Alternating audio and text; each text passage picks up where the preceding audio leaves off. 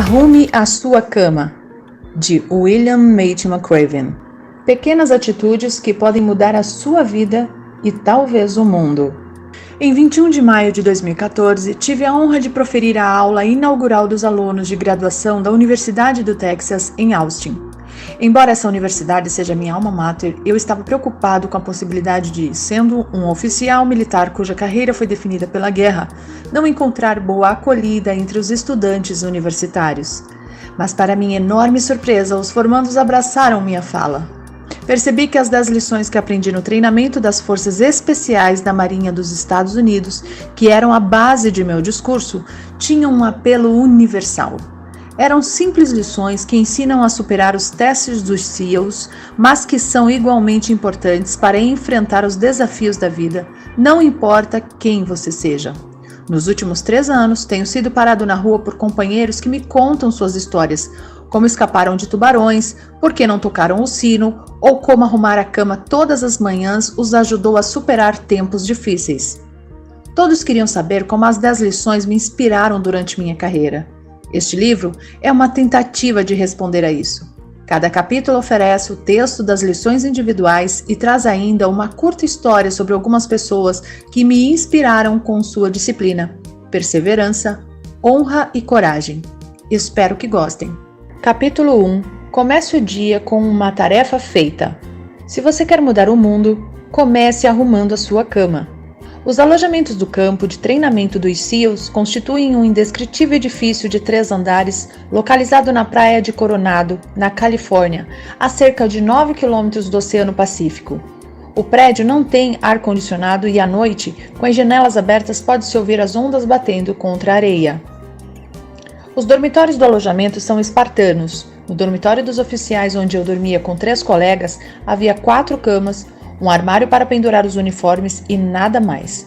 Naquelas manhãs em que vivi no alojamento, eu pulava de minha prateleira e imediatamente iniciava o processo de arrumar a minha cama.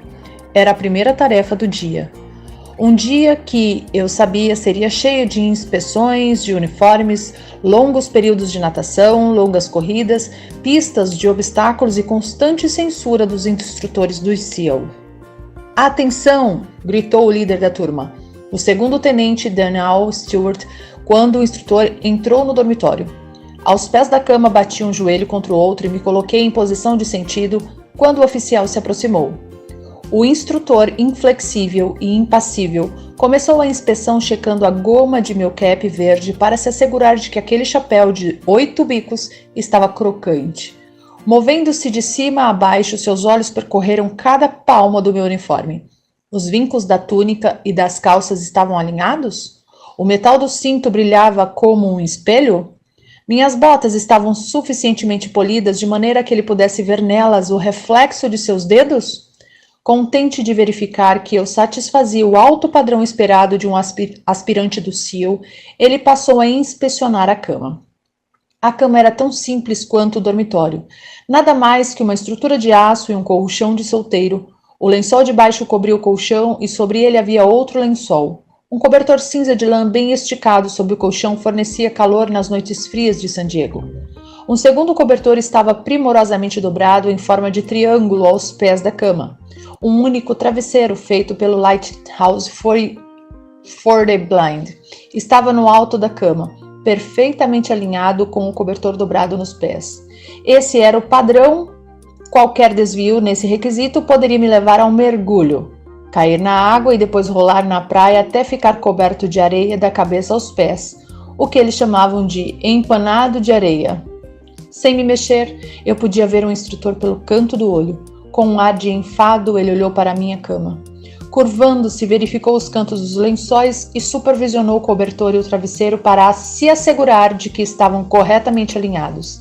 Então, tirou do bolso uma moeda e atirou-a no ar várias vezes para certificar-se de que eu sabia que o teste final estava próximo. Com um último lançamento, a moeda voou bem alto e caiu sobre o chão com um ricochete. Pulou alguns centímetros para cima, suficientemente alto para o instrutor agarrá-la com a mão. Voltando-se para me encarar, o instrutor olhou dentro dos meus olhos e fez um aceno de cabeça. Nunca disse uma palavra. Arrumar a cama corretamente não seria motivo de elogio.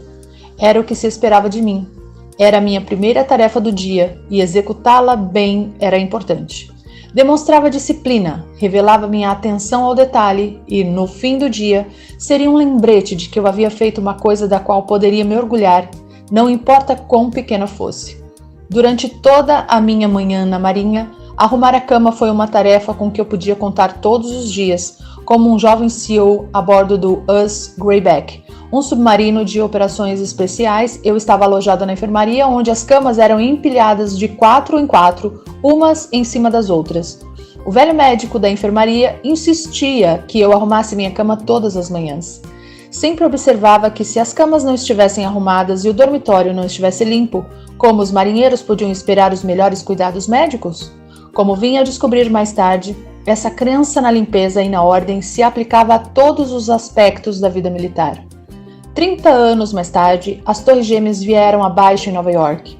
O Pentágono foi atingido e bravos americanos morreram em um avião que sobrevoava a Pensilvânia. Na época dos ataques, eu estava em casa, me recuperando de um grave acidente de paraquedas. Uma cama hospitalar tinha sido instalada em meu quarto e eu passava a maior parte do dia deitado, tentando me recuperar. Mais do que qualquer outra coisa, eu queria sair daquela cama. Como todos os SEALs, ansiava por estar na luta ao lado de meus companheiros. Quando finalmente tive condições de me levantar da cama sem ajuda, a primeira coisa que fiz foi esticar bem os lençóis, ajustar a posição do travesseiro e me certificar de que a cama hospitalar parecesse apresentável para todos os que entrassem em casa. Era a minha maneira de mostrar que tinha superado o acidente e que seguiria em frente na vida. 4 semanas depois do 11 de setembro, fui transferido para a Casa Branca, onde passei os 2 anos seguintes no recém-criado Escritório de Combate ao Terrorismo. Em outubro de 2003, eu estava no Iraque em nosso alojamento temporário no aeroporto de Bagdá. Nos primeiros meses dormíamos em camas de campanha do exército. Apesar disso, todas as manhãs eu acordava enrolado em meu saco de dormir, arrumava o travesseiro no alto da cama e estava pronto para o dia.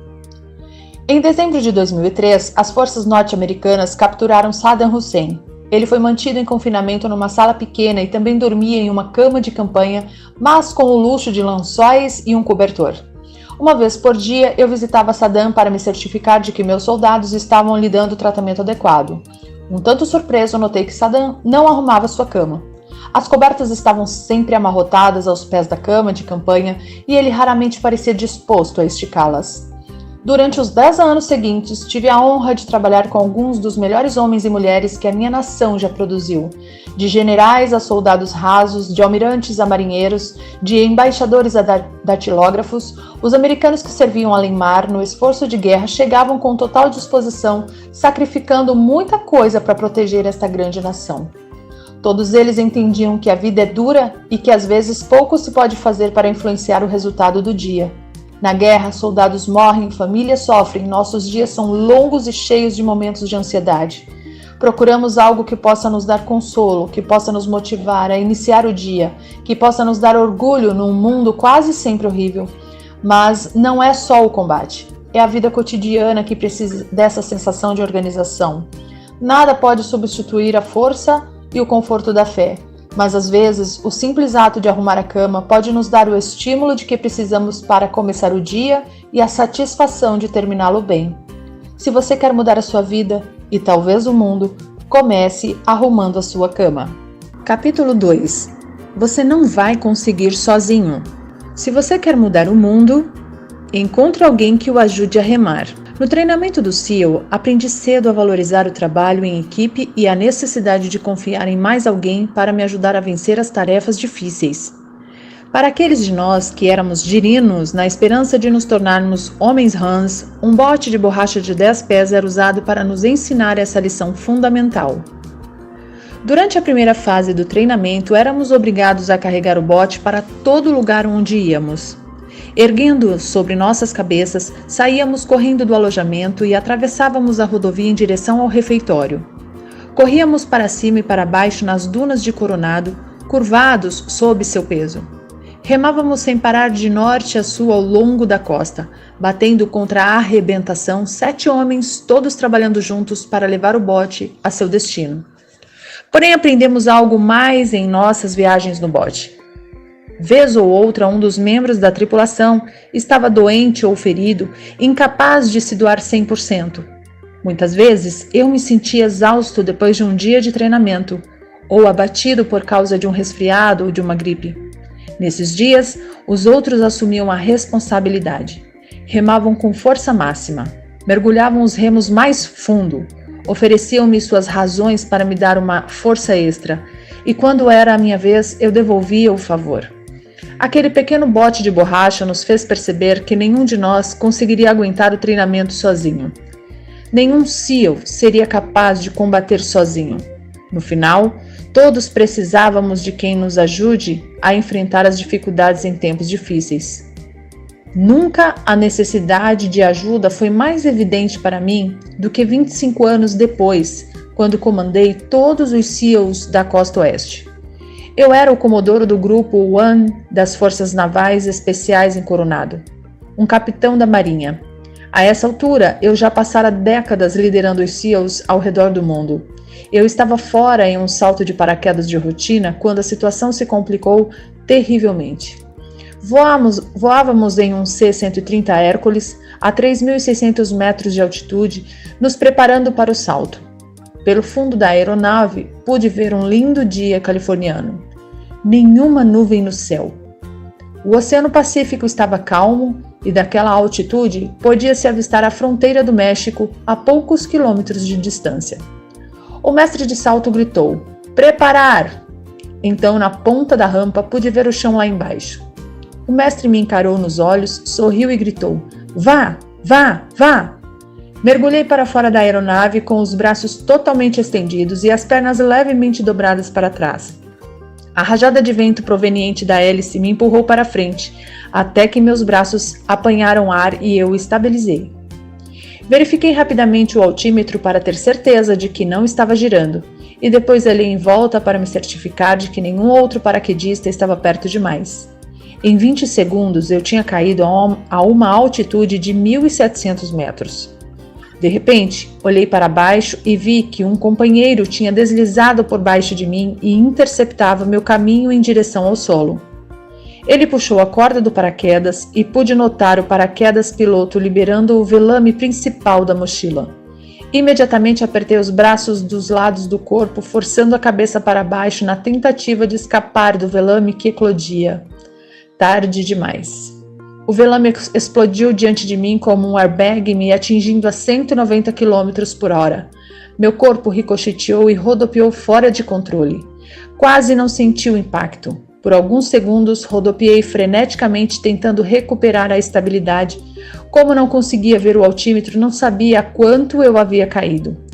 Instintivamente, alcancei o cordão do paraquedas e o puxei. O paraquedas piloto se soltou do pequeno bolso nas costas da mochila, mas se enrolou em minha perna enquanto eu continuava caindo em direção ao solo. Quando lutei para me desembaraçar, a situação piorou. O paraquedas principal foi acionado em parte, mas com isso se enroscou na outra perna. Levantando a cabeça para o céu, pude ver que minhas pernas estavam amarradas pelas duas longas tiras de nylon que conectam os paraquedas principal ao sistema de segurança nas costas. Eu tinha um tirante enrolado em cada perna. O paraquedas principal estava completamente fora da mochila, mas preso a alguma parte do meu corpo.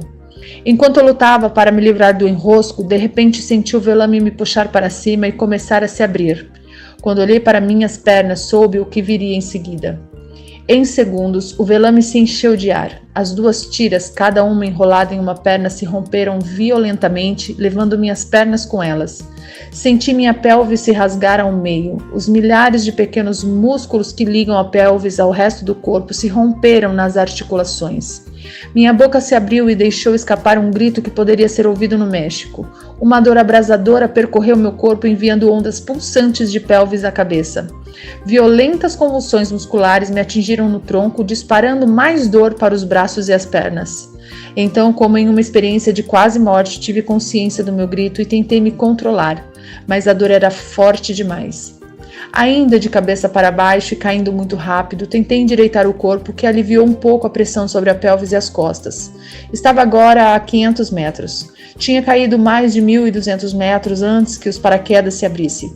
A boa notícia, eu tinha um velame totalmente aberto acima da cabeça. A má notícia, eu estava rasgado ao meio pelo impacto da abertura. Aterrissei a mais de 3 quilômetros do ponto de pouso. Em poucos minutos, a equipe de salvamento e uma ambulância chegaram. Fui levado ao hospital de traumas no centro de San Diego. No dia seguinte, fui submetido a uma cirurgia. O acidente tinha rasgado minha bacia em quase 14 centímetros. Os músculos abdominais tinham se desprendido do osso pélvico e os músculos das costas e pernas estavam gravemente danificados pelo choque. Uma grande placa de titânio foi implantada em minha bacia e um parafuso escapular fixado nas costas para me dar estabilidade. Parecia o fim da minha carreira. Para ser um SEAL eficiente é preciso estar em boas condições físicas. Minha reabilitação levaria meses, talvez anos, e a Marinha teria que fazer uma avaliação médica para determinar se eu estaria apto para o trabalho militar. Deixei o hospital 7 dias depois, mas permaneci de cama em casa por mais 2 meses. Durante toda a minha vida tive a sensação de ser invencível. Acreditava que minha capacidade atlética inata me livraria das situações mais perigosas. E até esse momento eu estava certo. Muitas vezes durante a minha carreira enfrentei incidentes que puseram minha vida em risco, colisões aéreas em outros saltos, descida descontrolada em um mini submarino, pouso de centenas de pés quase fora de uma plataforma de petróleo, prisão sob um barco afundando, explosão prematura de uma demolição e incontáveis outros acidentes em que um átimo de segundo decide o destino entre viver e morrer. Todas as vezes tinha conseguido tomar a decisão correta e todas as vezes estava fisicamente preparado para vencer o desafio. Não dessa vez.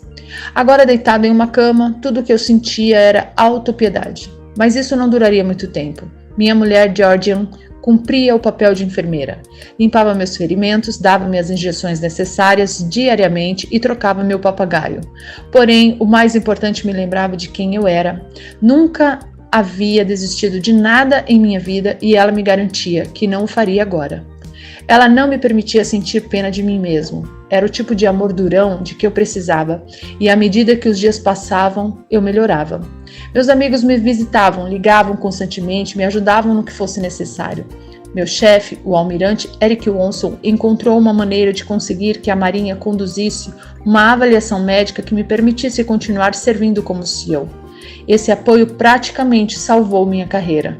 Durante o período em que servi as equipes do SEAL, tive muitos contratempos e a cada vez alguém se apresentava para me ajudar. Alguém que acreditava em minha capacidade, alguém que arriscava sua reputação para promover minha carreira. Nunca esqueci essas pessoas e sei que tudo o que conquistei na vida foi com a ajuda de outros. Ninguém está livre de momentos trágicos na vida. Como o bote de borracha que usávamos no treinamento básico do SEAL, só uma boa equipe pode nos ajudar a cumprir o nosso destino. Ninguém consegue remar sozinho. Encontre alguém para compartilhar sua vida. Faça tantos amigos quanto possível e nunca esqueça que seu sucesso depende de outros. Capítulo 3. Tudo o que importa é o tamanho do coração. Se você quer mudar o mundo, avalie as pessoas pelo tamanho do coração. Corri para a praia com as nadadeiras pretas de borracha sob o braço direito e a máscara na mão esquerda. Chegando à posição de descansar, enterrei as nadadeiras na areia macia, apoiando uma contra a outra para formar uma tenda. À direita e à esquerda estavam os outros alunos, vestindo camisetas verdes, calções de banho caqui, sapatos de neoprene e um pequeno colete salva-vidas. Nos preparávamos para os nossos 3 quilômetros de natação matinal. O colete salva-vidas era uma pequena peça de borracha que só inflava quando se puxava uma alça. Entre os alunos, era uma vergonha usar o salva-vidas. Entretanto, os instrutores do SEAL inspecionavam cada colete antes dos exercícios de natação. Essa inspeção também dava aos instrutores a oportunidade de nos constranger e humilhar. Naquele dia, as ondas em Coronado alcançavam mais de 2 metros de altura e vinham em linhas de 3, arrebentando com um estrondo que fazia o coração de cada aluno bater mais rápido. Quando o instrutor se aproximou, veio diretamente ao rapaz à minha direita. O aluno, um recruta recém-chegado, devia ter 1,60 m de altura. O instrutor, um veterano do Vietnã, muitas vezes condecorado, tinha 1,90 m e cresceu diante do rapazinho. Depois de inspecionar o colete salva-vidas do aluno, o instrutor olhou por cima do ombro esquerdo para a arrebentação e se abaixou para pegar as nadadeiras do garoto. Segurando-as bem perto do rosto do marinheiro, disse com calma: "Você quer mesmo ser um homem Han?" O marinheiro endireitou o corpo com um ar de desafio e gritou: "Sim, instrutor, quero." "Você é um homenzinho minúsculo", disse o instrutor, balançando as nadadeiras diante do rosto do garoto. "Aquelas ondas ali poderiam partir você ao meio." Fez uma pausa e olhou para o mar. "Acho melhor você pensar no assunto antes de se machucar." Pelo canto do olho, pude ver que o maxilar do rapaz se retesou. "Não vou desistir", ele respondeu, prolongando cada palavra. Então o instrutor se curvou e sussurrou alguma coisa no ouvido do aluno. Não consegui distinguir as palavras acima do ruído das ondas. Depois que todos os recrutas foram inspecionados, os instrutores nos mandaram para a água e começamos a nadar. 1 hora depois, quando atravessei de volta a arrebentação, o jovem marinheiro já estava na praia. Tinha terminado o exercício entre os primeiros. Mais tarde naquele dia, chamei-o de lado e perguntei o que o instrutor tinha lhe sussurrado.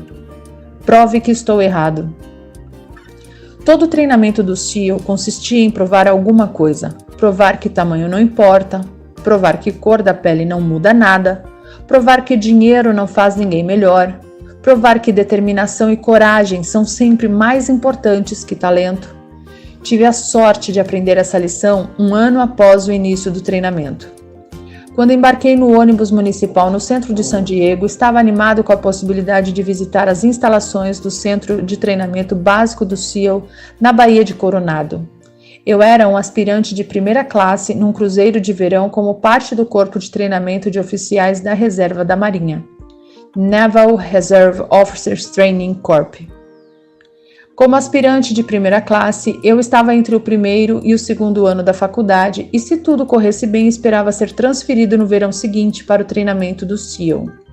Estávamos no meio da semana e obtive permissão do meu instrutor no ROTC para me desviar do treinamento planejado a bordo de um dos navios ancorados no porto e partir para Coronado. Saltei do ônibus diante do famoso Hotel Del Coronado e caminhei cerca de 2 quilômetros até o lado da praia onde ficava a base naval anfíbia. Passei por vários edifícios da época da Guerra da Coreia que abrigavam as equipes 11 e 12 da demolição submarina. Na fachada de um prédio baixo de tijolos via-se uma placa de madeira que mostrava Freddy the Frog, um grande anfíbio verde e palmípede carregando uma bomba de TNT e fumando um charuto.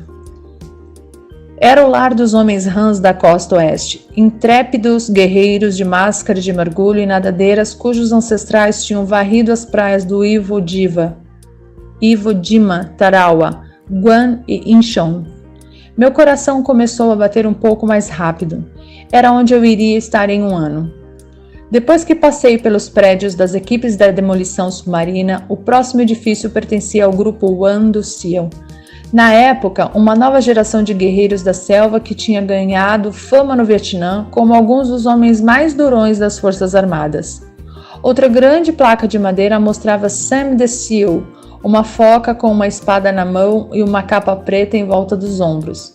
Como fiquei sabendo mais tarde, os homens Hans e os SEALs eram uma coisa só. Todos os homens eram graduados no treinamento SEAL, eram todos homens Hans de coração. Finalmente me aproximei do último prédio governamental do lado da praia onde ficava a base naval. Na fachada do edifício lia-se Treinamento Básico de Demolição Submarina do SEAL. Ladeando a estrada principal estavam 2 instrutores cercados por jovens cadetes secundaristas. Os 2 instrutores eram muito mais altos que os estudantes. O suboficial Sr. Dick Ray tinha 1,90 m, ombros largos, cintura fina, pele bronzeada e um bigode preto em forma de lápis. Era exatamente como eu esperava que um SEAL se parecesse. Ao lado dele estava o suboficial Jenny Wance, com mais de 1,80 m. Wance tinha a estrutura de um defensor de futebol americano, com bíceps imponentes e um olhar de aço que evitava que qualquer pessoa se aproximasse demais. Os cadetes foram conduzidos para dentro do edifício. Com certa apreensão, eu os segui e parei diante da recepção. Contei minha história ao jovem marinheiro que estava a postos. Eu era um aspirante da Universidade do Texas e gostaria de conversar com alguém sobre o treinamento do SEAL. O marinheiro saiu da mesa momentaneamente e voltou para me informar que o tenente Doug Hutt teria o prazer de falar comigo em alguns minutos. Enquanto esperava para ser chamado à sala do tenente Hutt, caminhei pelo saguão observando as imagens que adornavam as paredes. Eram fotos dos SEALs no Vietnã, rapazes emergindo do lobo profundo do delta do Mekong, imagens de pelotões do SEAL camuflados retornando de uma missão noturna, homens carregados de armas automáticas e cartucheiras de munição embarcando em um bote pela selva dentro. Na outra ponta do saguão, vi que um homem também olhava as fotos. Pelo traje, percebia-se que era um civil de constituição frágil e cabelos ralos e pretos à la Beatles puxados atrás da orelha. Parecia estupefato diante daqueles incríveis guerreiros cujas ações estavam representadas nas fotos. Eu me perguntei se ele pensava ter o esforço necessário para ser um SEAL da Marinha. Olhando aquelas fotos, será que ele realmente se imaginava capaz de suportar o treinamento? Será que pensava que com sua constituição física poderia carregar uma mochila pesada e milhares de cartuchos de munição? Não teria visto os dois instrutores diante da porta? Homens fortes que evidentemente tinham a compleição correta?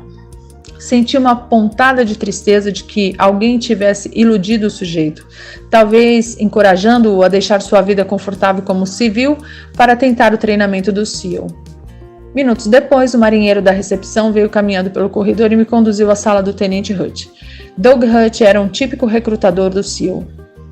Alto, musculoso, cabelos castanhos ondulados, parecia muito elegante no uniforme caqui da marinha.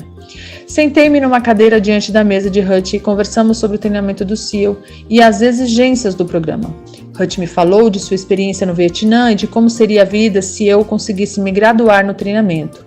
Pelo canto do olho eu ainda conseguia ver o homem em trajes civis que continuava vendo as fotos expostas na parede. Como eu, ele deveria estar aguardando para ver o tenente Hutt, na esperança de aprender mais sobre o treinamento. Confesso que me senti bem por ser evidentemente mais forte e mais preparado do que aquele homem que julgava ser capaz de sobreviver aos rigores do treinamento para se tornar um SEAL. No meio da conversa, o tenente Hutt de repente parou de falar, levantou a cabeça e gritou para o homem que estava no saguão: "Ei!" Eu me levantei quando Hutt fez sinal para que ele viesse à sua sala. "Bill, este é Tommy Norris", ele disse, dando no homem magro um forte abraço. Tommy foi o último a receber a medalha de honra do SEAL por serviços prestados no Vietnã. Hutt acrescentou. Norris sorriu, um tanto constrangido com a apresentação. Sorri também, apertei sua mão e ri de mim mesmo. Aquele homem aparentemente frágil, de cabelos ralos, que eu suspeitava que fosse incapaz de passar pelo treinamento, era o tenente Tom Norris. Tom Norris, que havia servido no Vietnã e que por noites seguidas havia ultrapassado as linhas inimigas para resgatar 2 pilotos que tinham sido abatidos.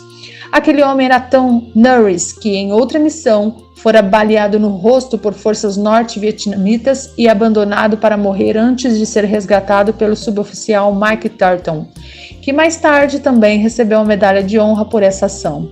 Aquele era Tom Norris, que depois de ferido lutara para ser aceito na primeira equipe de resgate de reféns do FBI.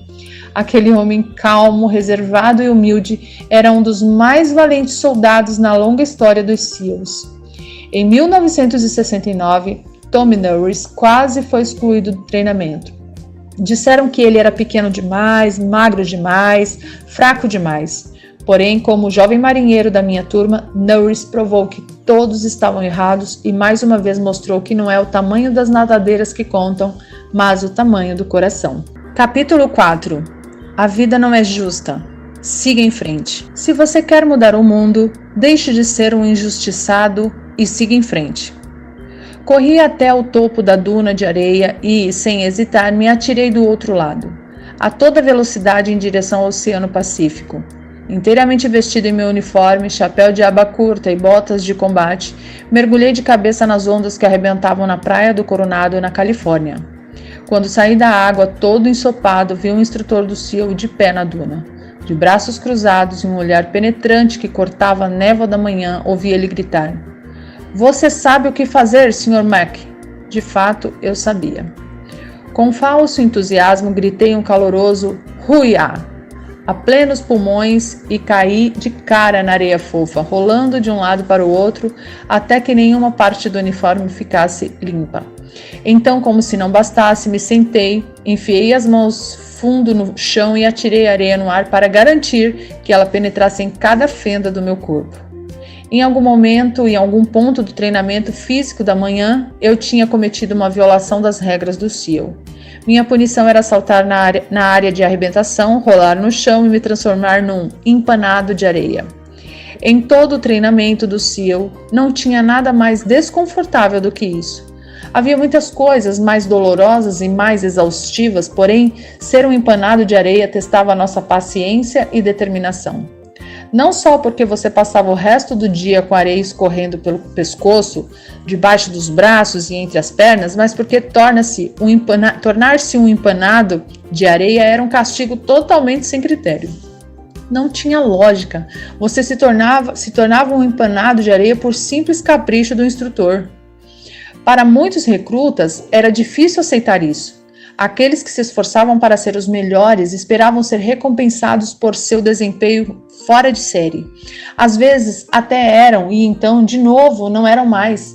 Às vezes tudo o que recebiam por seu esforço era água e areia. Sentindo que já estava suficientemente coberto de areia, corri até o instrutor e gritei "Huia!" novamente e me coloquei em posição de sentido. Olhando-me de cima a baixo para ver se eu cumpria seu padrão de excelência em matéria de empanado de areia, estava o tenente Philip L. Martin, chamado pelos amigos de Mock. Eu, porém, não possuía essa intimidade. Mock Martin era o homem RAM por excelência. Nascido e criado no Havaí, era tudo o que eu queria ser como oficial do SEAL. Veterano do Vietnã, dominava toda e qualquer arma do arsenal do SEAL. Era um dos melhores mergulhadores e, como havaiano nato, tinha uma habilidade na água que poucos, se é que haveria algum, seriam capazes de igualar. Sr. Mac, você tem alguma ideia de por que é um empanado de areia esta manhã? Disse Martin de maneira calma, mas inquisitiva. Não, instrutor Martin, respondi respeitosamente. Porque a vida não é justa, Sr. Mac. E quanto mais cedo o senhor aprender isso, melhor o senhor será. Um ano depois, o tenente Martin e eu já tínhamos intimidade. Eu completara o treinamento do SEAL e ele fora designado para o centro de treinamento da equipe 11 de demolição submarina em Coronado. Quanto mais eu conhecia Mock, maior era meu respeito por ele. Além de ser um excelente operador do SEAL, ele também era um atleta fenomenal. No início dos anos 1980, estava na linha de frente dos maníacos por triatlon. Tinha um lindo estilo livre de natação em mar aberto. Suas coxas e panturrilhas eram fortes e o conduziam sem esforço por grandes distâncias, mas sua maior vantagem era no ciclismo. Ele e a bicicleta pareciam ter sido feitos um para o outro. Todas as manhãs ele montava em sua bike e pedalava 50 quilômetros pelas praias. Uma ciclovia plana corria paralela ao Oceano Pacífico e ligava a cidade de Coronado à cidade de Imperial Beach. Com o mar de um lado e a baía do outro, esse era um dos mais belos trechos de praia da Califórnia. Numa manhã de sábado, bem cedo, Mock saiu para pedalar. De cabeça baixa, pedalando rápido, ele não viu uma bicicleta que vinha na direção contrária. Mais ou menos a 40 km por hora, as duas bicicletas colidiram com forte impacto, derrubando os dois homens de cara no asfalto. O primeiro ciclista conseguiu se recuperar, limpou-se do pó da estrada e com esforço se pôs de pé. Estava machucado, mas bem. Mock continuou deitado de cara no chão, incapaz de se mexer. Em poucos minutos, os paramédicos chegaram, imobilizaram Mock e o levaram para o hospital. A princípio havia esperança de que a paralisia fosse temporária, mas com o passar dos dias, meses e anos, Mock não conseguiu recuperar o movimento de suas pernas. O acidente o deixara paralítico da cintura para baixo com o movimento dos braços limitado. Pelos 35 anos seguintes, Mock viveu numa cadeira de rodas. Durante todos esses anos, nunca ouvi dele uma queixa sobre seu infortúnio. Nem nunca o ouvi perguntar, por que eu? Nunca ele demonstrou autopiedade. Na verdade, depois do acidente, Mock se tornou um talentoso pintor. Criou uma linda filha, fundou e supervisiona o Super Frog Triathlon, evento realizado todos os anos em Coronado. É fácil atribuir sua sorte na vida a alguma força externa, deixar de tentar por acreditar que o destino está contra você. É fácil pensar também que o lugar onde você foi criado, que a maneira como seus pais o trataram ou que a escola que você frequentou determinam seu futuro. Nada poderia estar mais longe da verdade. A vida das pessoas comuns, assim como os dos grandes homens e mulheres, é determinada pela maneira como elas lidam com a injustiça na vida. Helen Keller, Nelson Mandela, Stephen Hawking, Malala Yousafzai e Mock Martin. Às vezes não importa o quanto você tente, não importa que esteja entre os melhores, ainda assim você terminará como um empanado de areia. Não se queixe, não culpe nada ou ninguém por seus problemas. Levante a cabeça, olhe para o futuro e siga em frente. Capítulo 5. O fracasso pode tornar você mais forte. Se você quer mudar o mundo, não tenha medo do circo. O mar de Coronado estava agitado. As ondas espumantes nos açoitavam o rosto enquanto nadávamos no estilo side-stroke, voltando para a praia. Como sempre, meu companheiro e eu lutávamos para acompanhar o resto da classe. No bote salva-vidas, os instrutores gritavam para nós, pedindo para mantermos o ritmo, porém, parecia que quanto mais forte nadávamos, mais ficávamos para trás. Meu companheiro naquele dia era Mark Thomas. Como eu, Mark foi comissionado através do ROTC. Ele era formado no Instituto Militar da Virgínia e um dos melhores nadadores de longa distância da classe. No treinamento do SEAL, seu companheiro de natação era o colega em quem você confiava e que o apoiaria em todas as circunstâncias. Era ele que você ficava amarrado nos mergulhos, ele era seu parceiro nos longos exercícios de natação. Ele o ajudava a estudar, mantinha-o motivado e se tornava seu maior aliado durante todo o treinamento. E como companheiros, se um de vocês fracassasse, ambos sofreriam as consequências. Era a maneira de os instrutores reforçarem a importância do trabalho em equipe. Quando completamos o nado e chegamos à praia, um instrutor do SEAL nos aguardava. Baixar, gritou o instrutor. Era a ordem para descer para a posição de flexões. Costas retas, braços totalmente esticados, cabeça elevada. Vocês dois se consideram oficiais? Não havia por que responder. Ambos sabíamos que ele ia continuar. Oficiais do SEAL, dão um exemplo. Não chegam em último lugar nos exercícios de natação. Não criam constrangimento para a classe. O instrutor caminhou à nossa volta, chutando areia na nossa cara. Não acredito que os senhores vão conseguir. Não acho que tenho o que é preciso para ser um oficial do SEAL. Puxando um caderninho preto do bolso traseiro, ele olhou para nós com repulsa e anotou alguma coisa. Vocês dois vão para a lista do circo. E balançou a cabeça. Terão sorte se conseguirem sobreviver mais uma semana. O circo era a última coisa que Mark e eu queríamos. O circo acontecia todas as tardes no final do treinamento. Eram mais 2 horas de exercícios de ginástica, combinados com hostilidades contínuas dos veteranos do SEAL, para os quais somente os fortes deveriam sobreviver ao treinamento. Se alguém falhasse em cumprir as tarefas do dia, ginástica, corrida de obstáculos, corrida contra o relógio ou natação, tinha um nome na lista.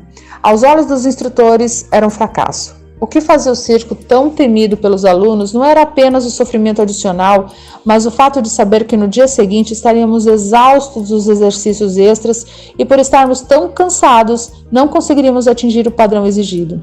Assim, outro circo se seguiria, e depois outro e mais outro.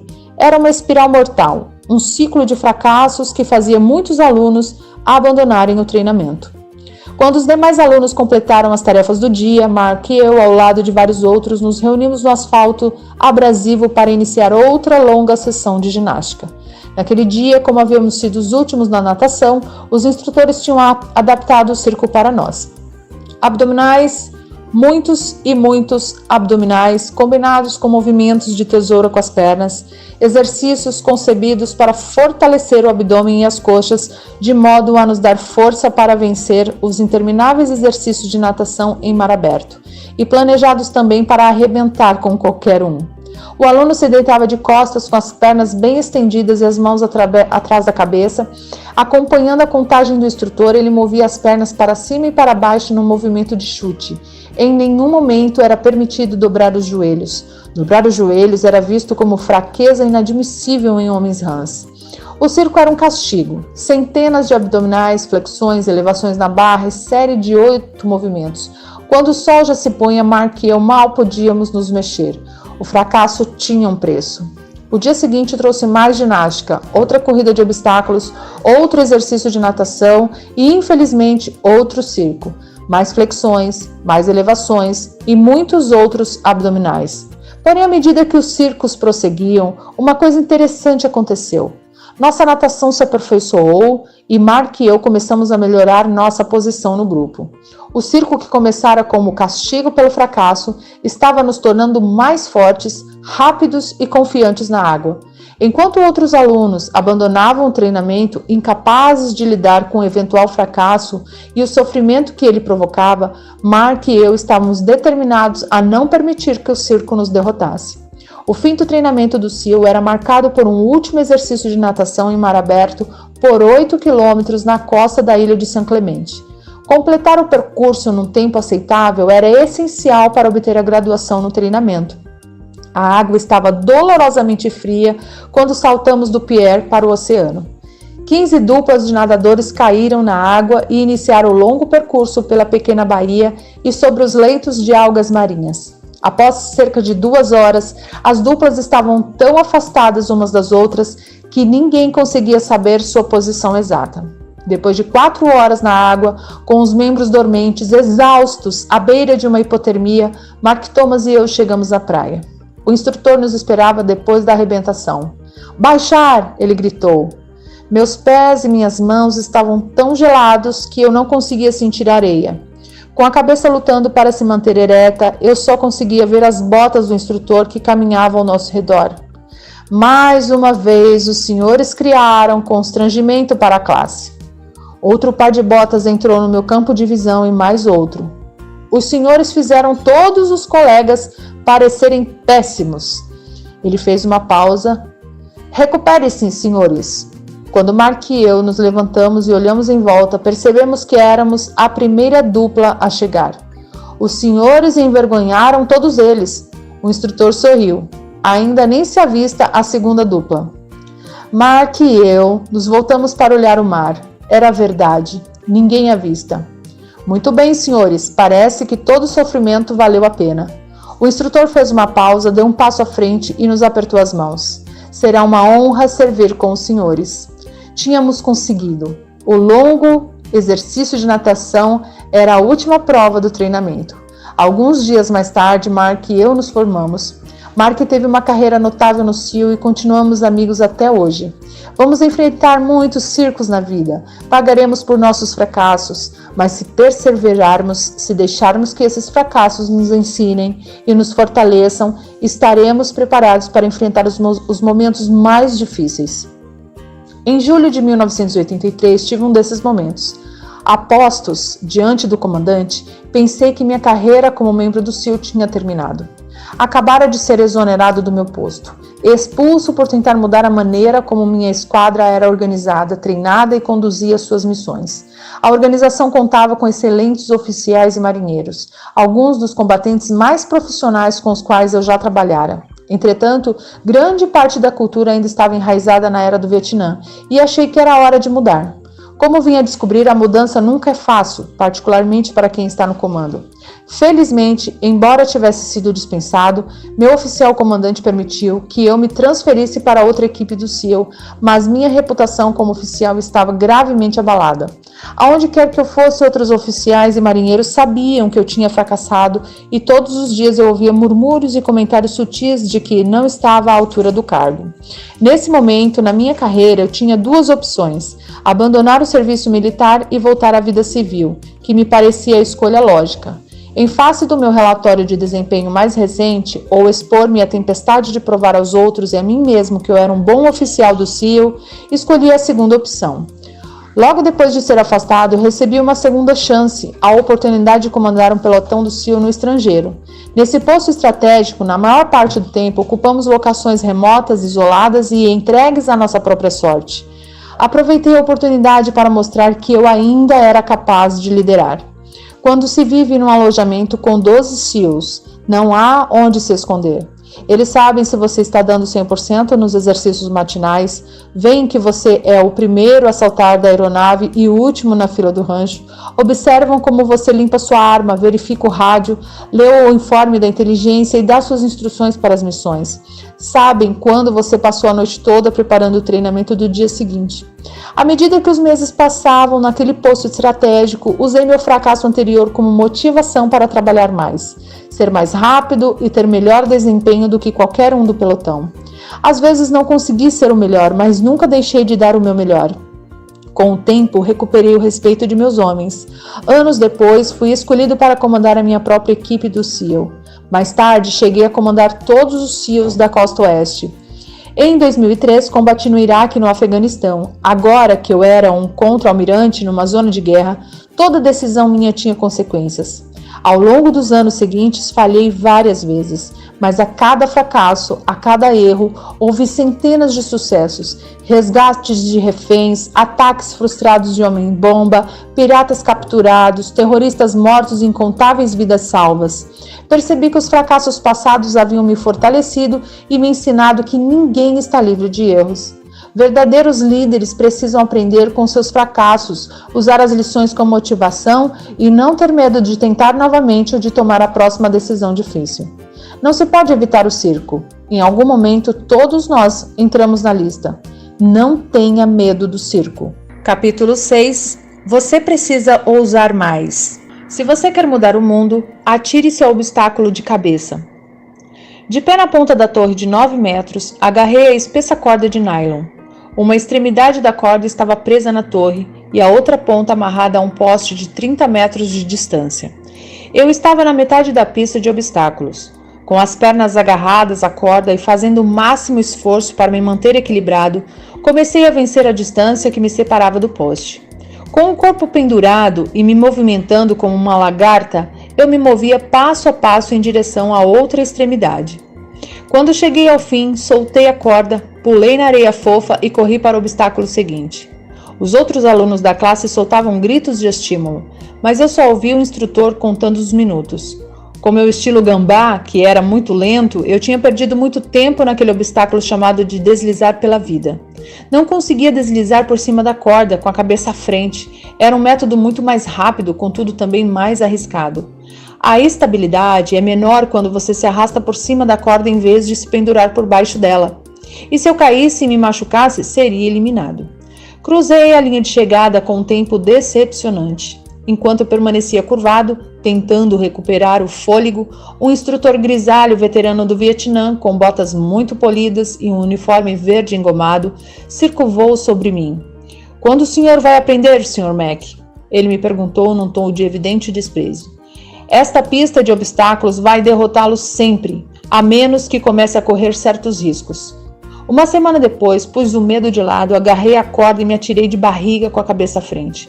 Quando cruzei a linha de chegada com minha melhor marca, pude notar um gesto de aprovação do veterano do Vietnã.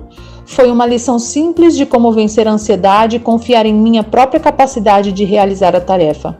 Essa lição me seria muito útil nos anos vindouros. Iraque, 2004. A voz do outro lado do rádio estava calma, mas revelava uma urgência evidente. Os 3 reféns que procurávamos tinham sido localizados. Terroristas de Al-Qaeda os mantinham numa área de custódia de prisioneiros na periferia de Bagdá. Infelizmente, o serviço de inteligência informara que os terroristas estavam prestes a remover os homens. Por isso, tínhamos que agir rapidamente.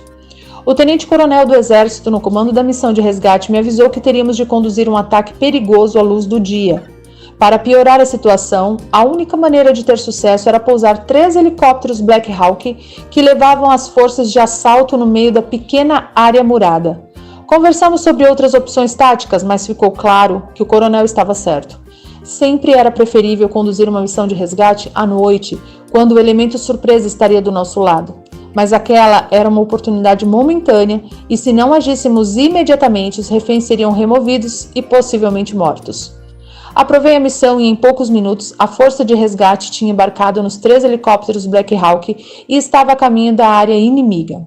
Acima deles, outro helicóptero fazia um voo de observação e transmitia o vídeo para o meu quartel-general. Em silêncio, vi quando os 3 helicópteros voaram baixo sobre o deserto, poucos metros acima do solo, para esconder sua aproximação.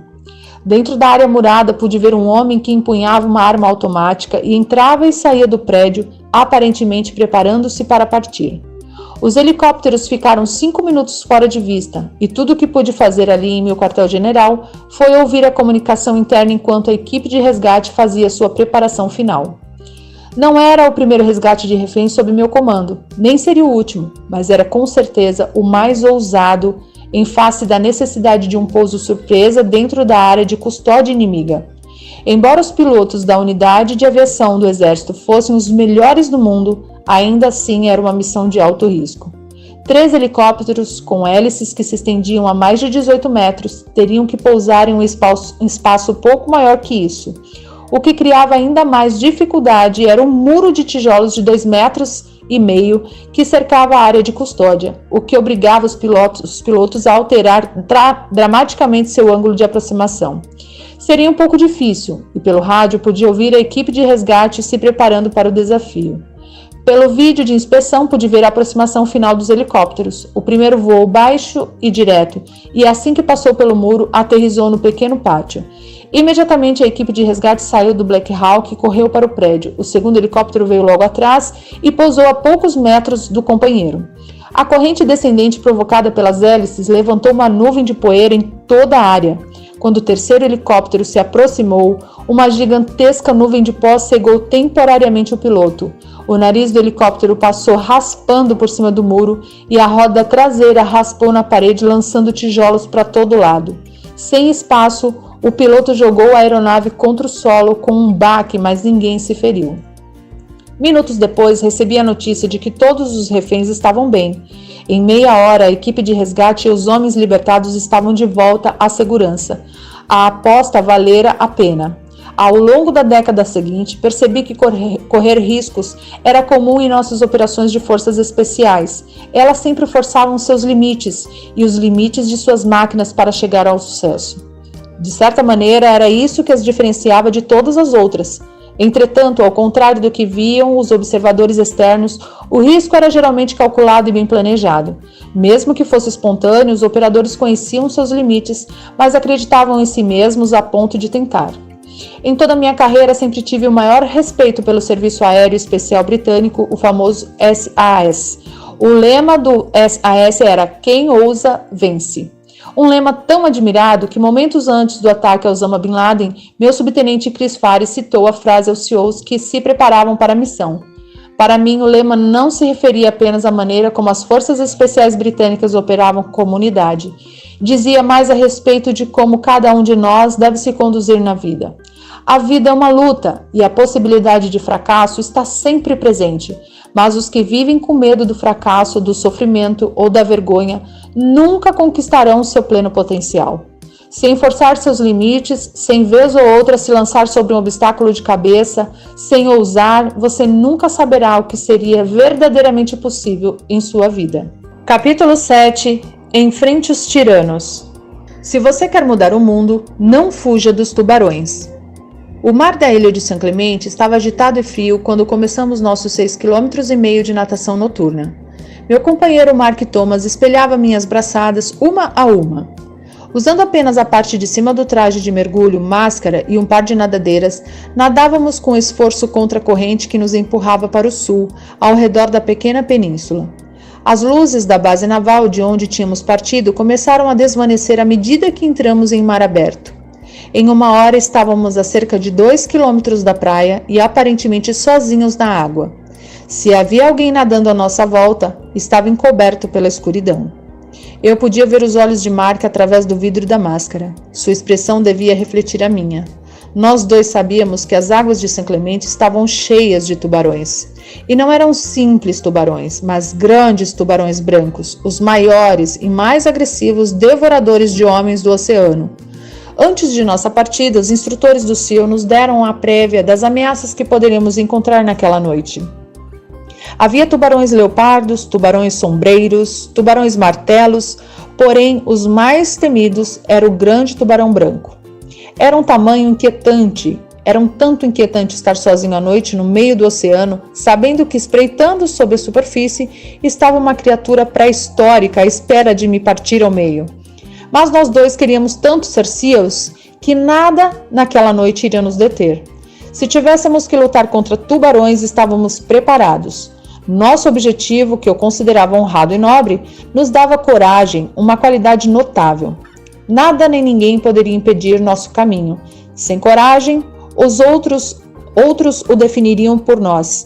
Sem ela, estaríamos à mercê das tentações da vida. Sem ela, os homens seriam governados por tiranos e déspotas. Sem ela, nenhuma grande sociedade poderia florescer. Sem coragem, os tiranos dominariam o mundo. Com ela, podemos conquistar qualquer objetivo.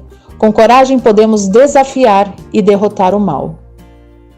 Saddam Hussein, ex-presidente do Iraque, estava sentado na ponta de um catre do exército, vestindo apenas um macacão laranja, tendo sido capturado pelas forças norte-americanas 24 horas antes, era agora prisioneiro dos Estados Unidos. Quando abri a porta para os novos chefes do governo do Iraque, Saddam permaneceu sentado. Um sorriso sarcástico passou por seu rosto e não se via sinal de remorso ou submissão em sua atitude. Imediatamente, os 4 líderes iraquianos começaram a gritar com Saddam, mas a uma distância segura. Com um olhar de desprezo, Saddam lançou a eles um sorriso devastador e fez sinal para que se sentassem. Temendo ainda o antigo ditador, cada um deles pegou uma cadeira dobrável e se sentou. Os gritos e as acusações continuaram, mas lentamente foram diminuindo quando o ditador começou a falar. No governo de Saddam Hussein, o partido Baath fora responsável pela morte de milhares de xiitas e dezenas de milhares de curdos. Saddam havia assassinado pessoalmente alguns de seus próprios generais que ele julgou desleais. Embora eu estivesse convencido de que Saddam jamais voltaria a ser uma ameaça para outros homens presentes, os líderes iraquianos não tinham certeza disso. O medo em seus olhos era evidente. Aquele homem, o açougueiro de Bagdá, tinha aterrorizado cada uma nação durante décadas. Oculto à personalidade lhe garantira seguidores da pior espécie. Seus seguidores tinham brutalizado inocentes e obrigado milhares de pessoas a fugir do país. Ninguém no Iraque mostrara coragem de desafiar o tirano. Eu não tinha dúvida de que aqueles novos líderes ainda temiam que Saddam fosse capaz de fazer, mesmo atrás das grades. Se o propósito da reunião era mostrar a Saddam que ele não tinha mais poder, estava sendo um fracasso. Naqueles breves momentos, Saddam conseguira intimidar e assustar a nova liderança governamental. Parecia mais confiante do que nunca. Quando os líderes saíram, instruí meus guardas a isolar o ex-presidente numa pequena sala. Visitantes não seriam permitidos e os guardas receberam ordens de não falar com Saddam. Ao longo do mês seguinte, visitei aquela pequena sala todos os dias.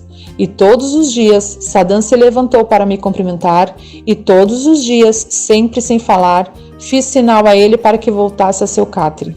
A mensagem era clara, ele não era mais importante. Não podia mais intimidar os que o cercavam. Não podia mais incutir medo em seus subalternos. O palácio resplandecente não existia mais. Tampouco as criadas, os servidores, os generais. Acabara-se o poder. A arrogância e a opressão que definiram seu governo tinham chegado ao fim. Jovens e corajosos soldados americanos enfrentaram sua tirania e agora ele não ameaçava mais ninguém. 30 dias depois, transferi Saddam Hussein para uma unidade militar adequada e 1 ano mais tarde os iraquianos o enforcaram por seus crimes contra a nação. Tiranos são sempre iguais, não importa onde estejam, no pátio da escola, no local de trabalho ou governando um país por meio do terror. Eles prosperam onde há medo e intimidação. Extraem sua força dos tímidos e fracos. São como tubarões que sentem o medo na água, circulam para ver se sua presa está lutando e investigam se sua vítima é fraca. Se você não encontra coragem para enfrentá-los, eles atacam. Na vida, para conquistar objetivos para completar a natação noturna, teremos que ser homens e mulheres de grande coragem. Essa coragem está dentro de todos nós. Cave bem fundo e você vai encontrá-la em abundância. Capítulo 8. Mostre-se à altura da ocasião. Se você quer mudar o mundo, dê o seu melhor nos momentos mais sombrios. Parado na pequena restinga arenosa, eu olhava do outro lado da baía a fila de navios de guerra ancorados diante da base naval de San Diego. Entre os navios e o nosso ponto de partida, na baía da cidade, estava ancorado um pequeno navio que naquela noite seria o nosso alvo. Nossa turma tinha passado os últimos meses aprendendo a usar o equipamento básico de mergulho e também o mais avançado com um tanque de oxigênio de circuito fechado Emerson, que não lançava borbulhas. Aquela noite seria o auge da fase de mergulho, a parte tecnicamente mais difícil do treinamento básico do SEAL. Nosso objetivo era nadar 2 quilômetros abaixo da superfície, cruzando a baía do ponto de partida até onde o navio estava ancorado. Sob seu casco, devíamos instalar uma mina magnética de treinamento na quilha e então, sem ser percebidos, voltar à praia. O equipamento Emerson era morbidamente chamado de aparelho mortal. Sabia-se que vez ou outra ele não funcionava bem e, segundo o folclore do SEAL, recrutas tinham morrido ao longo dos anos usando o Emerson. Naquela noite, a visibilidade na Baía de San Diego estava tão ruim que não conseguíamos ver um palmo diante do nariz. Tudo o que tínhamos era uma lanterna química verde para iluminar nossa bússola. Para piorar as coisas, a névoa estava cada vez mais densa. A neblina pairava sobre a baía, nos impedindo de traçar o rumo até nosso alvo. Se o perdêssemos, nos veríamos no canal de atracação, nunca um bom lugar para estar quando um destroyer da marinha se aproximava do porto. Os instrutores andavam de um lado para o outro diante das 25 duplas de mergulhadores que se preparavam para o exercício noturno. Pareciam tão nervosos quanto nós. Sabiam que aquele treinamento tinha alto potencial de provocar ferimentos ou até mesmo a morte. O suboficial no comando reuniu todos os mergulhadores num círculo. Senhores, ele disse, esta noite descobriremos quais dos senhores marinheiros realmente querem se tornar homens rãs. Ele fez uma pausa de efeito. Está frio e escuro lá fora, e estará mais escuro ainda sob o navio. Tão escuro que os senhores podem ficar desorientados. Tão escuro que se algum dos senhores se afastar do seu companheiro, ele não conseguirá encontrá-lo. A neblina agora se fechava à nossa volta, envolvendo até a pequena restinga onde estávamos. Esta noite os senhores terão que dar o melhor de si. Terão que superar seus medos, suas dúvidas e seu cansaço. Não importa a escuridão, os senhores devem completar a missão. Isso é o que os separa de qualquer outra pessoa. De algum modo, essas palavras permaneceram comigo pelos 30 anos seguintes. Olhando a neblina baixar sobre o campo de aviação na base aérea de Bagram, no Afeganistão, outro momento sombrio se desenrolou diante de mim. Uma aeronave C-17 estava estacionada na pista com a rampa de embarque abaixada, aguardando para receber os restos mortais de um herói. Era uma cerimônia de repatriação, um dos mais solenes e indiscutivelmente inspiradores atos das guerras do Iraque e do Afeganistão. Eram os Estados Unidos em sua melhor expressão. Cada homem, cada mulher, independentemente de seu passado, independentemente do heroísmo de seus momentos finais, era tratado com honra e respeito extraordinários. Era a maneira de nossa nação reconhecer seu sacrifício. Era a nossa última saudação, nosso agradecimento final e nossa prece antes de enviar nosso herói para casa. Paralelamente à rampa postavam-se 2 fileiras de soldados, parados na posição de descansar. Eles constituíam a guarda de honra. Do lado direito da aeronave, uma pequena banda tocava suavemente Amazing Grace. Alguns outros militares, inclusive eu, estavam reunidos à esquerda e ao longo de todo o hangar se enfileiravam centenas de outros soldados, marinheiros, aviadores, fuzileiros navais, civis e nossos aliados. Todos tinham vindo prestar sua última homenagem. Nesse momento, chegou o veículo que transportava os restos mortais. 6 homens da unidade a que pertencia o militar morto, carregando o caixão com a bandeira, caminharam lentamente entre a guarda de honra em direção ao avião. Depositaram o ataúde no meio do compartimento de carga e fizeram sua última saudação. Na ponta do caixão, o pastor inclinou a cabeça respeitosamente e leu uma passagem de Isaías 6, capítulo 6, versículo 8. Então ouvi a voz do Senhor conclamando: Quem enviarei? Quem irá por nós? E eu respondi: Eis-me aqui, envia-me. Quando soou o toque de silêncio, lágrimas rolaram pelo rosto dos soldados. Ninguém tentou esconder a dor. Quando os carregadores do caixão partiram, os que estavam alinhados do lado de fora entraram um por um, saudando e se ajoelhando ao pé do ataúde para um último adeus. O C-17 partiu mais tarde naquela manhã, parando para abastecer ao longo do trajeto e chegou à base aérea de Dover. Ali, outra guarda de honra e a família do soldado morto receberam o caixão e o escoltaram para casa. Não há momento mais sombrio na vida de uma pessoa do que perder alguém que se ama. Apesar disso, muitas e muitas vezes, vi famílias unidas, militares, cidades e toda uma nação reunidas para mostrar o melhor de si nesses momentos trágicos. Quando um experiente operador especial do exército foi morto no Iraque, seu irmão gêmeo permaneceu firme consolando os amigos do soldado, mantendo a família unida e afirmando que o irmão teria orgulho de sua força naquele momento de necessidade. Quando um Ranger foi enviado de volta à sua base em Savannah, na Geórgia, toda a unidade vestida em seu melhor uniforme marchou da igreja até o bar favorito do morto, na River Street. Toda a cidade de Savannah foi se juntando à unidade ao longo do trajeto. Bombeiros, policiais, veteranos de guerra, civis de todas as classes estavam lá para homenagear o jovem soldado que morrera heroicamente no Afeganistão. Quando uma aeronave CV-22 caiu no Afeganistão, matando o piloto e vários homens da tripulação, os aeronautas da mesma unidade se reuniram, prestaram sua homenagem e voaram no dia seguinte, sabendo que seus companheiros mortos gostariam de vê-los no ar, continuando a missão. Quando um acidente de helicóptero ceifou a vida de 25 operadores especiais e 6 soldados da Guarda Nacional, toda a nação lamentou, mas também sentiu enorme orgulho da coragem, do patriotismo e do valor dos guerreiros mortos. Em algum momento, todos nós enfrentaremos uma fase sombria na vida, se não a morte de um ser amado, alguma coisa que aniquile nossa energia e nos faça duvidar do futuro. Nesse momento sombrio, mergulhe fundo dentro de si mesmo e dê o seu melhor. Capítulo 9. Dê esperança às pessoas. Se você quer mudar o mundo, comece a cantar quando estiver enfiado na lama até o pescoço. O vento noturno que vinha do oceano soprava a 30 km por hora. Não havia lua e uma camada de nuvens baixas obscurecia as estrelas. Eu estava com lama até a altura do peito, coberto de sujeira da cabeça aos pés. Com a visão embaçada pelo barro endurecido, só conseguia enxergar a fila de companheiros alinhados no poço do meu lado. Era a quarta-feira da semana infernal e minha classe tinha sido engolida pelos execráveis pântanos de Tijuana. A semana infernal era o acontecimento mais importante da primeira fase do treinamento SEAL. Eram 6 dias sem dormir e sob implacável hostilidade dos instrutores.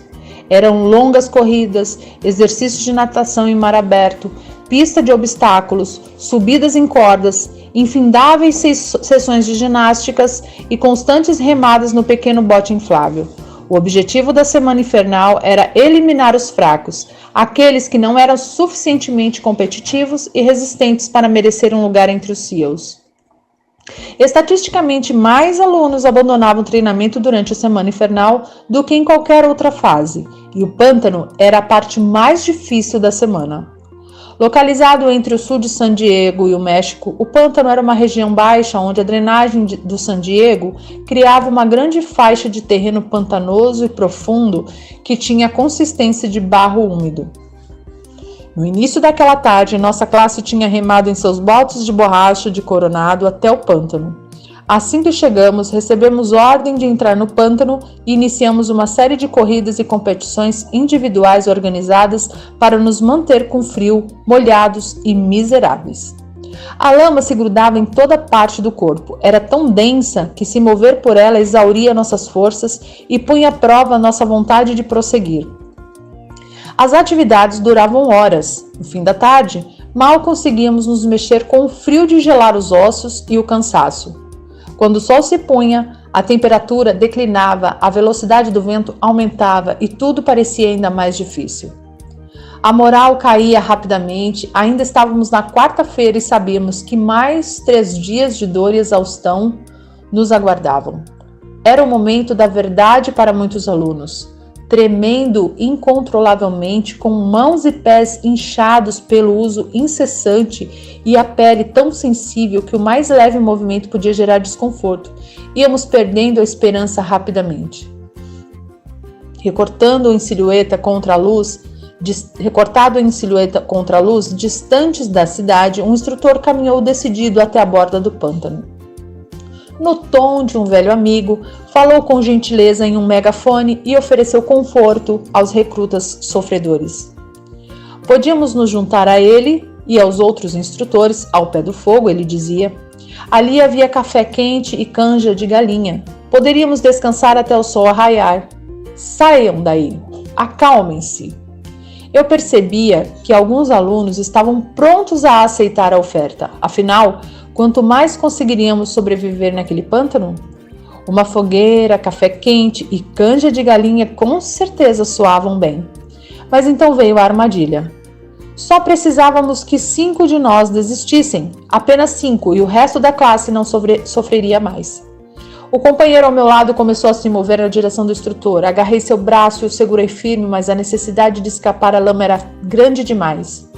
Ele escapou e começou a caminhar na direção da terra firme. Pude ver que o instrutor sorria. Ele sabia que uma vez que um desistisse, outros o seguiriam. De repente, acima do uivo do vento, ouviu-se uma voz cantando. Era uma voz cansada e rascante, mas suficientemente alta para ser ouvida por todos. A letra não se destinava a ouvidos ternos, mas todos a conheciam. A uma voz se juntou outra e 2 se tornaram 3 e em pouco tempo todos estavam cantando. O companheiro que se encaminhava para a terra firme deu meia volta e retornou para o meu lado. Enlaçando seu braço no meu, também começou a cantar. O instrutor pegou o megafone e gritou para a classe que parasse de cantar. Ninguém obedeceu. Ele gritou ao chefe da classe que controlasse seus recrutas. O canto continuou. A cada ameaça do instrutor, as vozes cresciam. A classe ficava mais forte e a vontade de continuar diante da adversidade tornava-se inquebrantável. Na escuridão, com o fogo iluminando o rosto do instrutor, pude ver que ele sorriu. Mais uma vez tínhamos aprendido uma importante lição. A força de uma pessoa para unir o grupo, a força de uma pessoa para inspirar os que a cercam e lhes dar esperança. Se aquela pessoa podia cantar enfiada até o pescoço na lama, nós todos podíamos. Se aquela pessoa podia suportar o frio congelante, nós também podíamos. Se aquela pessoa podia persistir, nós também podíamos. A sala de espera da base aérea de Dover estava repleta de famílias enlutadas. Crianças inconsoláveis, soluçando no colo das mães, pais de mãos dadas na esperança de dar força um ao outro e viúvas com um olhar. A sala de espera da base aérea de Dover estava repleta de famílias enlutadas. Crianças inconsoláveis, soluçando no colo das mães, pais de mãos dadas na esperança de dar força um ao outro e viúvas com um olhar distante de incredulidade. Apenas 5 dias antes, um helicóptero que transportava SEALs da Marinha e seus parceiros das operações especiais afegãs, pilotado por aviadores do exército, tinha sido abatido no Afeganistão. Todos os 38 homens a bordo tinham morrido. Era a maior perda na guerra ao terror.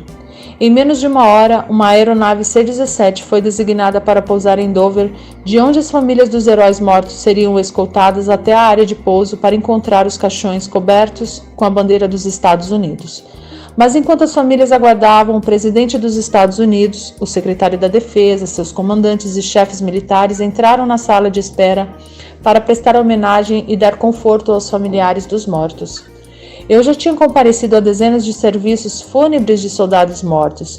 Nunca foi fácil, e eu sempre me perguntava se minhas palavras de consolo fariam alguma diferença para aqueles que tinham perdido seus entes queridos, ou se o choque da perda tornaria tudo o que eu pudesse dizer incompreensível. Quando eu e minha mulher, Georgian, começamos a falar com as famílias, eu me esforçava para encontrar as palavras certas. Como criar empatia verdadeira com sua dor? Como lhe dizer que o sacrifício do filho, marido, pai, irmão ou amigo valer a pena? Fiz o que pude para confortar cada um, abracei-os, rezei com eles, tentei me manter forte por eles, mas sabia que minhas palavras não eram capazes de aliviar a dor. Então, enquanto estava de joelhos ao lado de uma mulher idosa, notei que a família ali perto de mim conversava com o tenente-general John Kelly. Assessor militar do secretário de defesa, Kelly era um homem alto, magro, com os cabelos grisalhos curtos e vestia um imaculado uniforme dos fuzileiros navais. A família estava em volta dele e pôde sentir que suas palavras de simpatia e encorajamento diante da tragédia causavam um efeito profundo sobre os desconsolados pais e filhos. Ele sorria e eles sorriam, eles o abraçavam e eles o abraçavam de volta, ele estendia a mão e eles a agarravam com força. Depois de abraçar as famílias uma última vez e agradecer a elas por seu sacrifício, Kelly passava ao próximo grupo de tristes sobreviventes. Durante a hora seguinte, John Kelly tocou quase todas as famílias na sala. Mais do que as de qualquer outro visitante naquele dia, as palavras de Kelly reverberaram em cada pai, esposa, irmão ou amigo.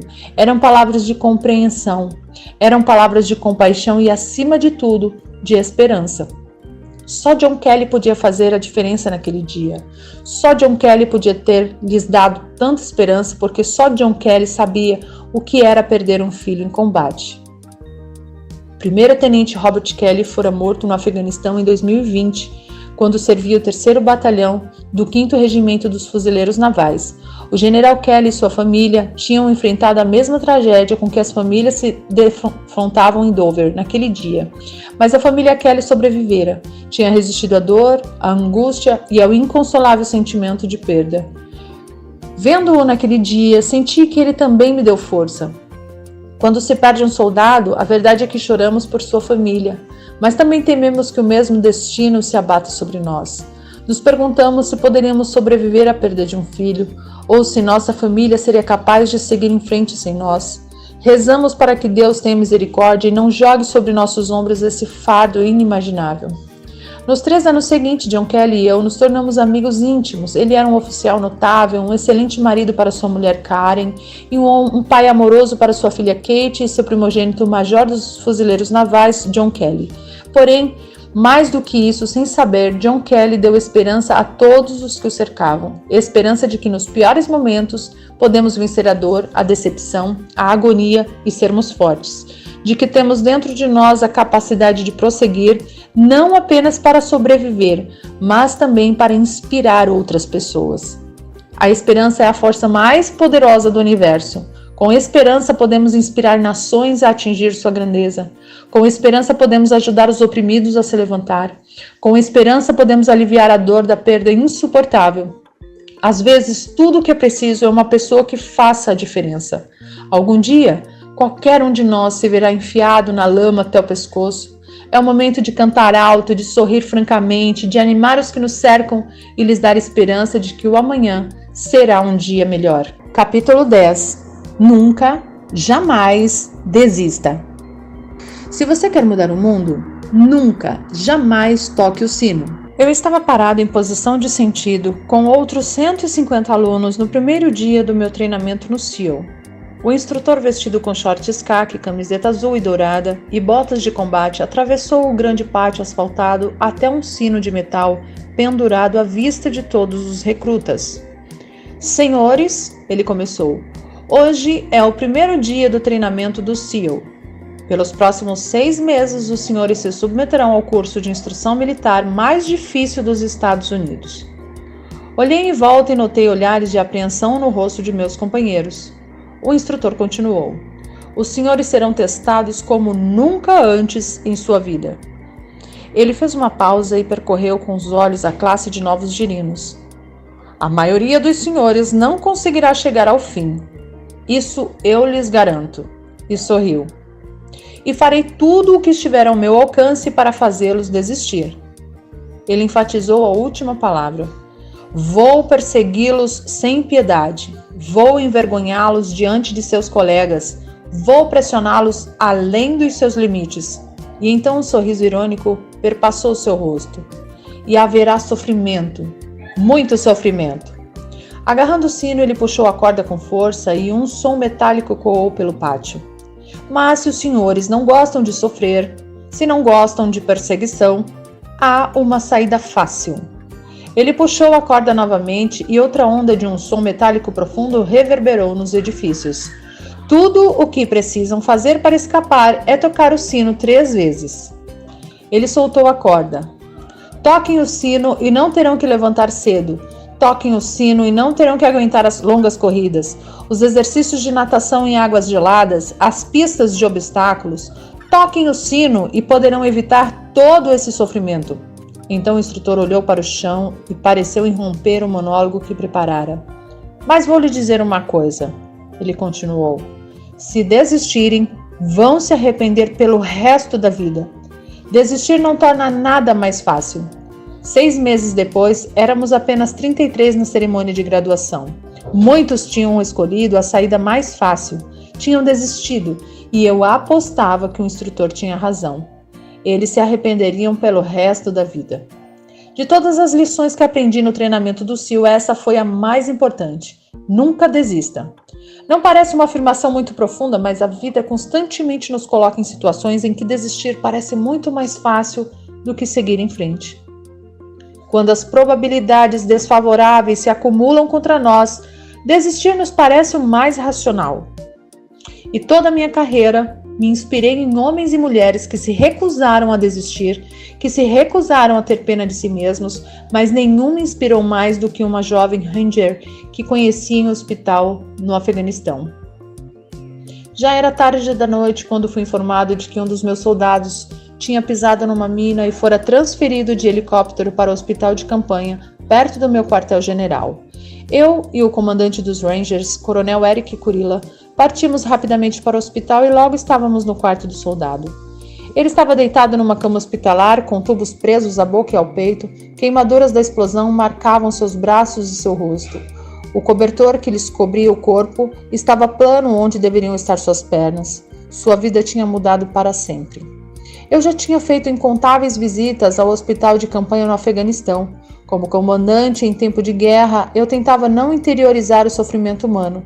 Sabia que isso faz parte da luta. Soldados se ferem, soldados morrem. Se deixarmos que cada decisão nossa se baseie na possibilidade da morte, teremos que lutar com unhas e dentes para sermos eficientes. De alguma forma, aquela noite parecia diferente. O soldado diante de mim era muito jovem, mais novo que meus 2 filhos. Tinha 19 anos e se chamava Adam Bates. Tinha chegado ao Afeganistão havia apenas uma semana e aquela fora sua primeira missão. Eu me inclinei, toquei seu ombro. Ele parecia estar sedado e inconsciente. Refleti por um instante, fiz uma prece e já me preparava para sair quando uma enfermeira entrou para ver meu soldado. Ela sorriu, testou seus sinais vitais e me perguntou se eu tinha alguma pergunta sobre seu estado.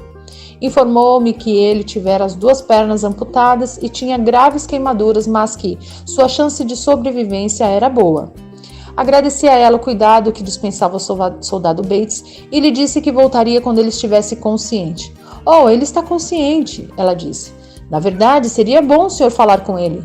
Gentilmente, ela sacudiu o jovem Ranger, que abriu ligeiramente os olhos e percebeu a minha presença. Ele não pode falar, disse a enfermeira, mas como sua mãe era surda, ele conhece a linguagem de sinais. A enfermeira me estendeu uma folha de papel com vários símbolos da linguagem de sinais. Falei por um minuto, tentando encontrar forças para dizer a coisa certa. O que dizer a um jovem que tinha perdido as 2 pernas servindo seu país? Como fazê-lo se sentir melhor sobre seu futuro? Com o rosto inchado pela explosão, os olhos quase imperceptíveis em meio à vermelhidão e às bandagens, Bates me encarou por um instante. Deve ter percebido a piedade em minha expressão. Erguendo a mão, começou a fazer sinais. Olhei cada símbolo na folha de papel que tinha diante de mim. Lenta e dolorosamente, ele sinalizou. Vou ficar bem. E caiu no sono. Quando deixei o hospital naquela noite, não pude evitar o choro. De centenas de homens com os quais eu conversara no hospital, nenhum nunca se queixou. Nunca. Tinham orgulho do que faziam. Aceitavam seu destino e tudo o que queriam era voltar à sua unidade, estar com os homens que tinham deixado para trás. De alguma maneira, Bates personificava todos esses homens chegados ao hospital antes dele. 1 ano depois dessa visita ao hospital, eu estava na cerimônia de troca de comando do 75º Regimento dos Rangers.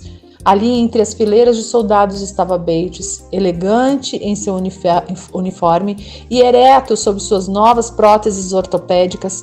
Por casualidade, ouviu desafiar seus companheiros a uma competição.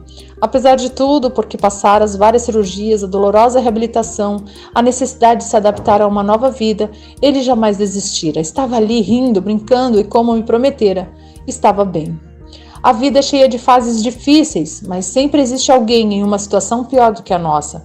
Se enchermos nossos dias com autopiedade, tristeza pela maneira como fomos tratados, lamentando nossa sorte na vida, culpando alguém ou alguma coisa por nossas circunstâncias, a vida será longa e difícil. Se, por outro lado, nos recusarmos a desistir de nossos sonhos, nos mantivermos firmes e fortes diante das adversidades, então a vida será o que fizermos dela e podemos fazê-la grandiosa. Nunca, jamais toque o sino. Lembre-se, comece o dia com uma tarefa feita.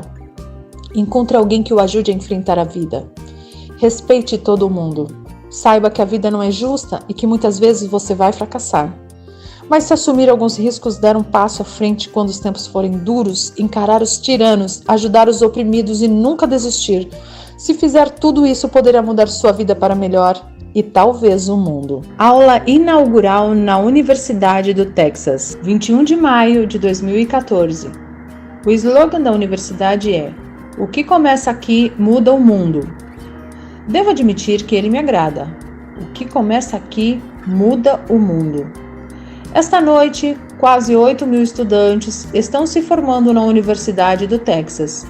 Segundo o ESC.com, esse grande paradigma de rigor analítico, um americano médio vai conhecer 10.000 pessoas ao longo da vida. É muita gente. Mas se cada um de vocês mudar a vida de 10 pessoas apenas e cada uma delas mudar a vida de outras 10 em 5 gerações, 125 anos, esta classe de 2014 terá mudado a vida de 800 milhões de pessoas.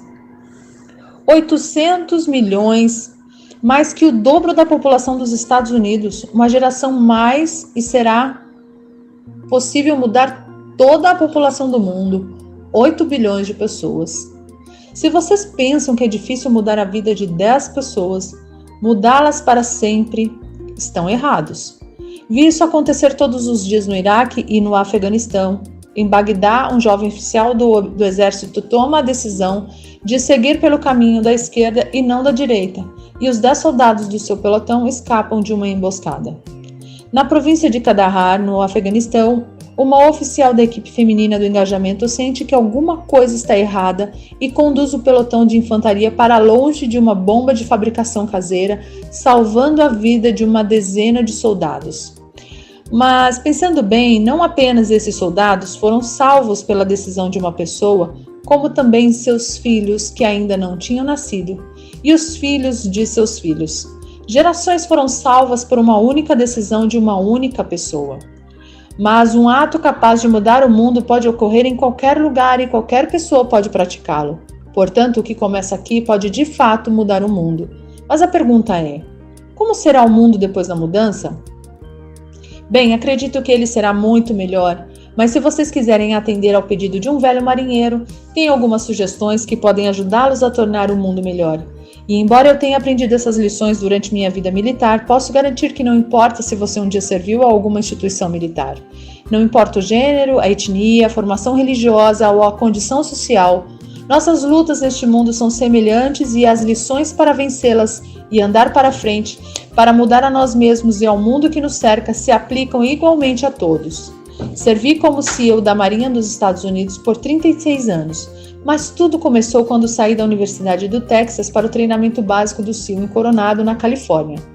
O treinamento básico do SEAL consiste em 6 meses de longas e torturantes corridas na areia fofa, exercícios noturnos de natação nas águas frias da Baía de San Diego, pistas de obstáculos infindáveis e exercícios de ginástica, dias sem dormir e a onipresente sensação de frio, umidade e desgraça.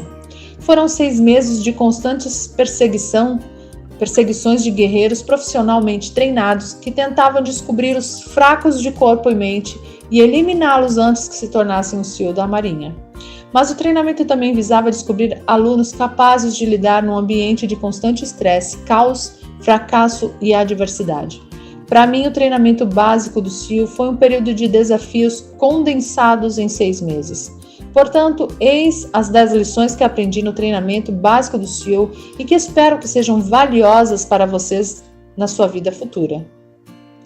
Todas as manhãs, meus instrutores, que naquela época eram todos veteranos do Vietnã, apareciam no nosso alojamento e a primeira coisa que faziam era inspecionar nossas camas. verificar se tínhamos arrumado a cama corretamente, com os lençóis bem esticados nos cantos, o travesseiro centralizado logo abaixo da cabeceira e o cobertor perfeitamente dobrado aos pés da cama. Era uma tarefa simples, corriqueira até, mas todas as manhãs exigia-se que arrumássemos a cama com perfeição.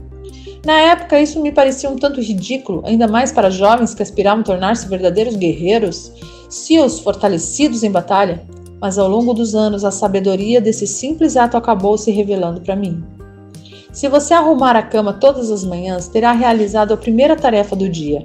Isso lhe dará um sentimento de orgulho, mesmo que pequeno, e irá encorajá-lo a assumir outra tarefa e outra e mais outra. No fim do dia, essa primeira tarefa realizada terá se transformado em muitas outras tarefas realizadas. Além disso, arrumar a cama reforça a ideia de que as pequenas coisas da vida são importantes. Se alguém não consegue realizar as pequenas coisas, nunca fará direito às coisas grandes. E se por acaso você tiver um dia infeliz, voltará para casa e encontrará a cama arrumada que você arrumou, e ela lhe dará um incentivo de que o amanhã será melhor. Se você quer mudar o mundo, comece arrumando sua cama. Durante o treinamento do SEAL, os alunos se dividiam em equipes de remo. Cada tripulação é composta de 7 alunos, 3 de cada lado de um pequeno bote de borracha e um timoneiro.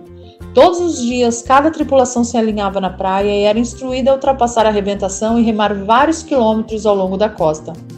No inverno, as ondas em San Diego podem chegar a 3 metros de altura, o que tornava muito difícil atravessar a arrebentação remando, a menos que todos se empenhassem com todas as forças.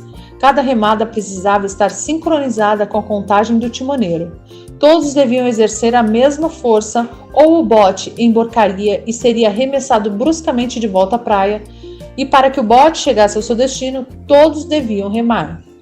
Você não pode mudar o mundo sozinho, vai precisar de ajuda e para chegar ao destino precisará de amigos, de colegas, da boa vontade de estranhos e de um bom timoneiro para guiá-los. Se você quer mudar o mundo, encontre alguém que o ajude a remar. Depois de algumas semanas de treinamento, minha classe, que começara com 150 homens, estava reduzida a apenas 42.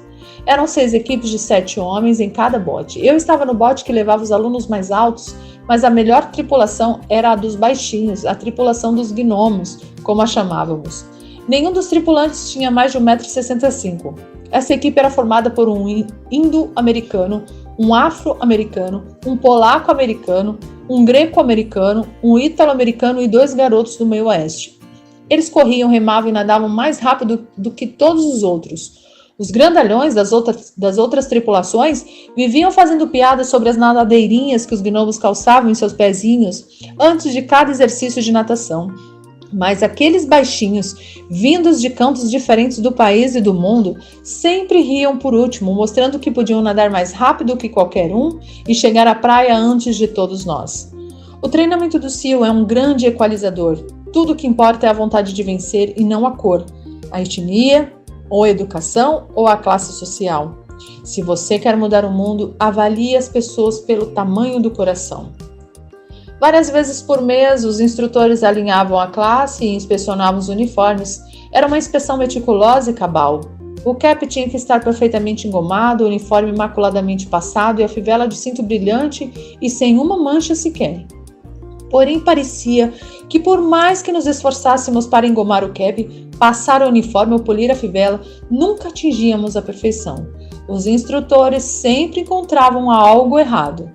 Ao não ser aprovado na inspeção do uniforme, o aluno tinha que se atirar totalmente vestido na zona de arrebentação e depois molhado da cabeça aos pés rolar na praia até que cada pedaço do seu corpo estivesse coberto de areia. O efeito era chamado de empanado de areia. Pelo resto do dia, o aluno ficava com aquele uniforme molhado e coberto de areia. Muitos recrutas não aceitavam que seu esforço fosse em vão, que por mais que tentassem deixar o uniforme impecável, nunca eram reconhecidos. Esses não sobreviviam ao treinamento, não entendiam seu propósito. Você nunca vai vencer, você nunca vai ter um uniforme perfeito. Às vezes, por mais que você se prepare, ou por melhor que seja seu desempenho, você vai acabar como um empanado de areia. Assim é a vida. Se você quer mudar o mundo, deixe de ser um injustiçado e siga em frente. Todos os dias, durante o treinamento, éramos desafiados com muitos exercícios físicos, longas corridas, intermináveis atividades de natação, pistas de obstáculos e horas de ginástica, algo concebido para testar nossa determinação. Cada exercício tinha suas metas, tempos que precisávamos atingir. Quem não conseguisse satisfazer esses padrões era inscrito numa lista e no fim do dia convidado ao circo. O circo significava mais 2 horas de exercícios destinados a nos esgotar, a quebrar nossa moral, a nos fazer desistir.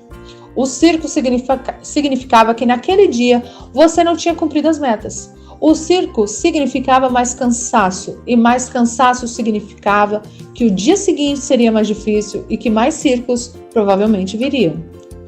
Mas, a certa altura do treinamento, todos acabavam na lista do circo. E uma coisa interessante acontecia para aqueles que estavam constantemente na lista. Com o tempo, esses alunos que tinham feito 2 horas extras de ginástica ficavam cada vez mais fortes. O sofrimento do circo forjava uma força interior, construía uma maior resistência física. A vida está cheia de circos. Você vai fracassar. Provavelmente você vai fracassar com frequência. Isso desanima qualquer um. Às vezes isso vai testá-lo na essência do seu ser.